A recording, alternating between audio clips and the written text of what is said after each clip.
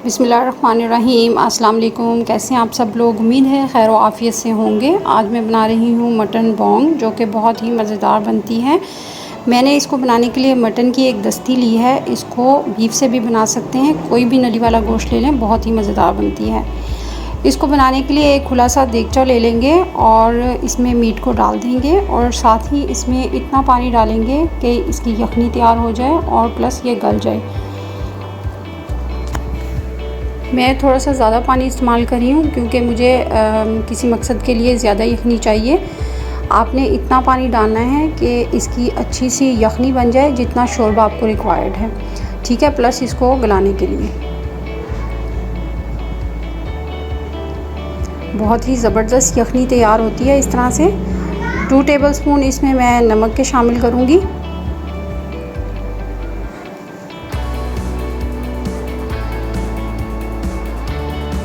साथ ही इसमें एक बड़े साइज़ का प्याज 4 टुकड़े करके डाल देंगे। अगर छोटे साइज़ का प्याज है तो 2 ले लें।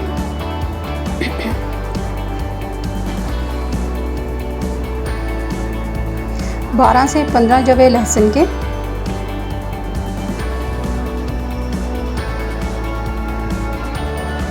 दो तेज़पात के पत्ते डाल देंगे, 3 अदद बड़ी इलायची, 3 से 4 अदद दालचीनी स्टिक्स। इन सब को डाल के इसके ढक्कन को कवर कर देंगे और इसको आटे से एयर टाइट कर देंगे। पानी से आपने थोड़ा सा नरम करके आटा जो है वो बना लेना है और देगचे को चारों तरफ से अच्छी तरह एयर टाइट कर देना है ताकि इसकी स्टीम बाहर ना निकले और ये ओवरनाइट पकेगा। लो फ्लेम पे आपने इसको पकाना है, बिल्कुल ऐसे जैसे चावलों को दम पे रखते हैं। बहुत ही ज़बरदस्त यखनी तैयार होती है। आप कुकर प्रेशर में भी बना सकते हैं लेकिन वो टेस्ट नहीं आता जैसे इस तरह से स्टीम बनाकर और इस तरह से यखनी बनाने से बोंग का या पाए आप बना रहे हैं उसका टेस्ट आता है। इस तरह से टेस्ट नहीं आएगा प्रेशर कुकर में। इस तरह से चारों साइडों पे आपने अच्छी तरह आटा लगा देना है। जब 8 घंटे हो जाएंगे तो इसको खोल के देखेंगे, इंशाल्लाह ये बिल्कुल रेडी होगा। 8 घंटे हो चुके हुए हैं, अब इसको खोल के देख लेते हैं। बहुत एहतियात से, बहुत गर्म है ये। इस तरह छुरी की मदद से जब आप करेंगे ये आसानी से खुल जाएगा।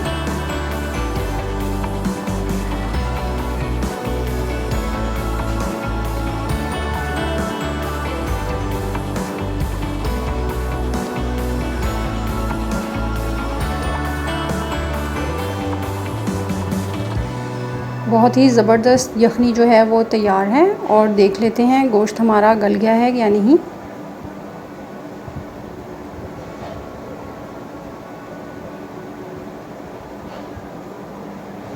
अल्हम्दुलिल्लाह गोश्त बहुत अच्छा गला हुआ है।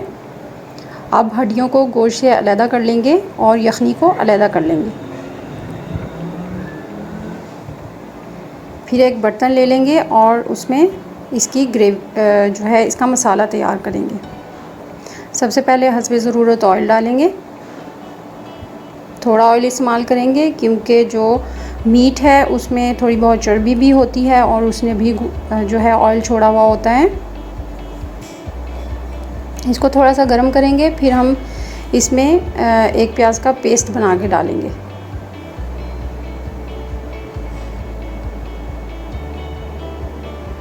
इस प्याज को जो है गोल्डन ब्राउन होने तक हम पकाएंगे। जब तक ये प्याज पक रहा है मीनवाइल हम मसाला बना लेते हैं। हम बिल्कुल सिंपल से मसाले इस्तेमाल करेंगे। इन सिंपल से मसालों से ही बहुत ज़बरदस्त जो है बोंग का टेस्ट डेवलप होगा। हस्बे ज़रूरत लाल मिर्चें, हस्बे ज़रूरत नमक, 1 टीस्पून हल्दी, 1 टीस्पून गरम मसाला, 1 टेबलस्पून पिसा हुआ धनिया, 1 टेबलस्पून लहसुन और 1 टेबलस्पून अदरक। इनका एक फ़ाइन सा ज़बरदस्त सा पेस्ट बना लेंगे।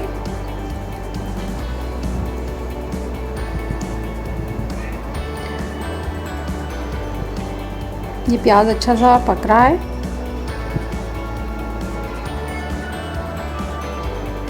ज़बरदस्त गोल्डन ब्राउन हो गया है प्याज। अब इसमें पेस्ट को शामिल कर देंगे।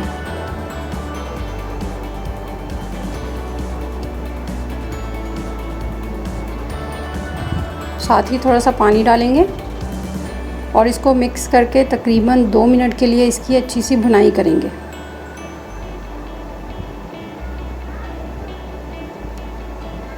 इसको अच्छा सा भूनेंगे कि जो अदरक लहसुन है उसकी स्मेल ख़त्म हो जाए और अच्छा सा मसाला जो है वो तैयार हो जाए।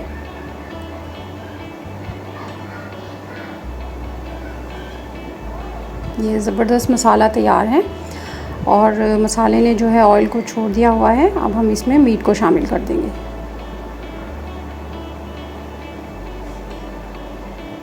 गोश्त को मसाले के साथ अच्छी तरह भूनेंगे तकरीबन 2 मिनट के लिए। अच्छी तरह से इसकी भुनाई करेंगे।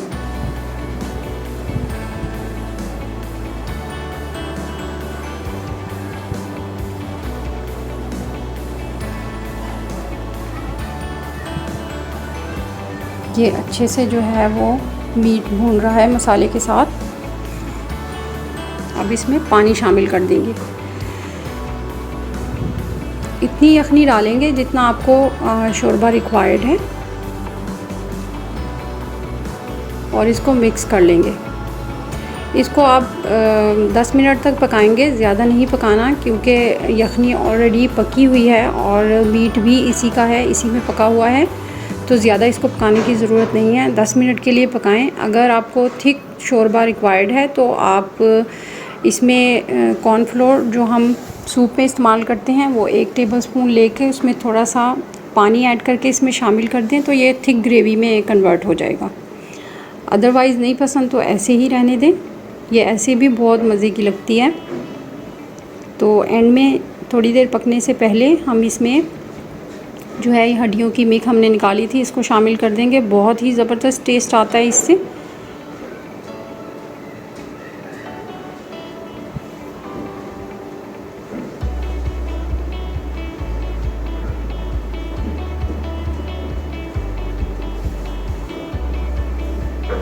ज़बरदस्त जो बोंग है वो रेडी है। अब इसको डिश आउट कर लेंगे।